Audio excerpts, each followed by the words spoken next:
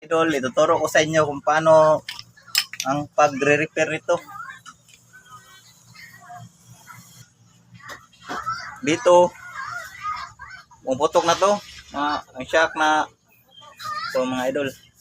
Lagyan nila ng gasket maker. Ito. Para hindi tumatagas ang oil. Saka papalitan natin ang oil nito mga idol. Bubutasan natin dito.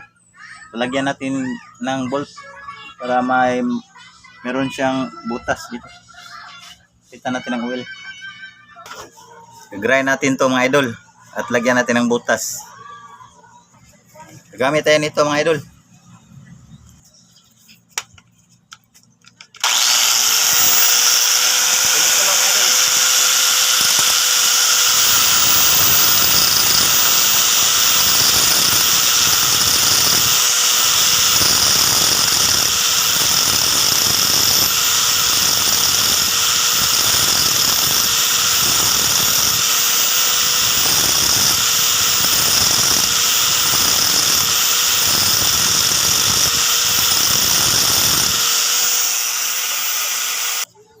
Saka gagamit din tayo nito mga idol, pangbutas. Kaya nito mga idol.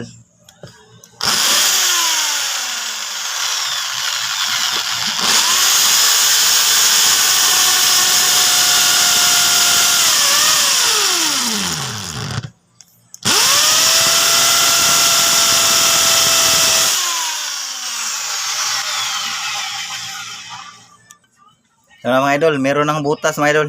Dito natin padadaan ng oil. Dalawa na mga idol, meron ng mga butas. Lagyan natin ang bolt dito. Welding na tayo mga idol. Lagyan natin to ng bolt. Ito. Itong ilalagay natin dito. Gamit ang ating Yamato welding machine. Simulan ko na mga idol, pag-welding.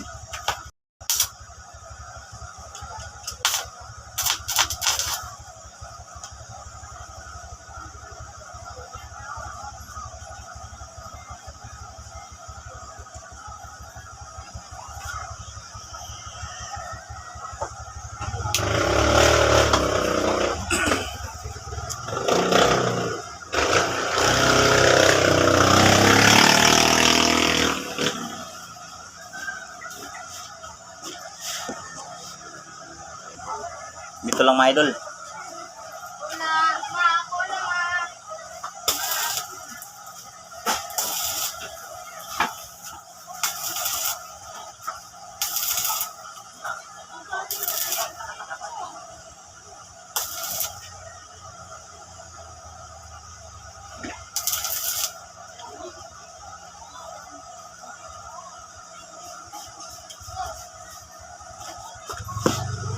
Idol, tapos na mga idol. Nalagyan ko na ng butas. Ito.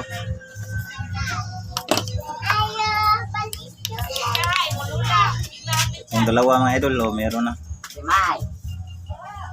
Super. Tanggalin natin ito mga idol.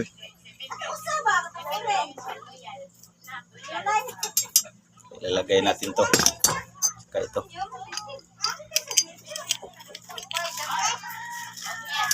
Usapin July. Ito na mga idol. Ito na mga idol.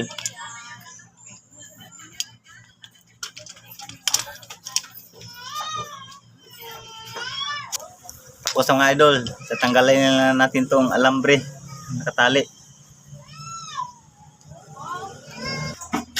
Tapos na mga idol. Lagyan na ng ganito mga idol. Lagyan ng oil. Tapos na Tapos na ang isa. Ito na naman mga idol. Tapos sa mga idol, ang dalawa. Lagyan nyo lang ganito. Idol, lalagyan ng oil. Saka lagyan nyo ng maker dito. Ito. Tapos na mga idol. ang ginagawa natin.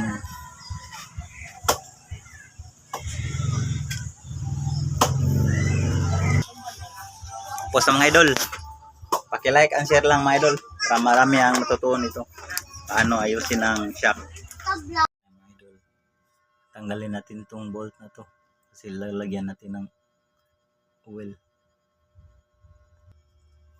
Okay mga idol, ito nalagyan natin. Bukas na. Dito mo lang ilagay ang oil mga idol. Dito mo lang para madali lang ilagay dito sa shock.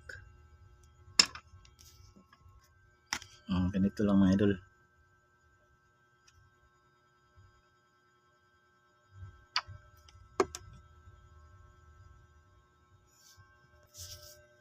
Tapos na mga idol, lagyan ko na ng oil. Balik ko na itong takip.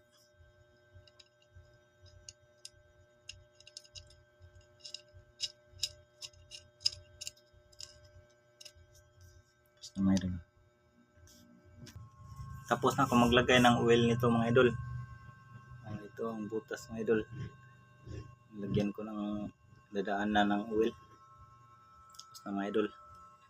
Okay, like and share lang mga idol. Paano ito ayusin.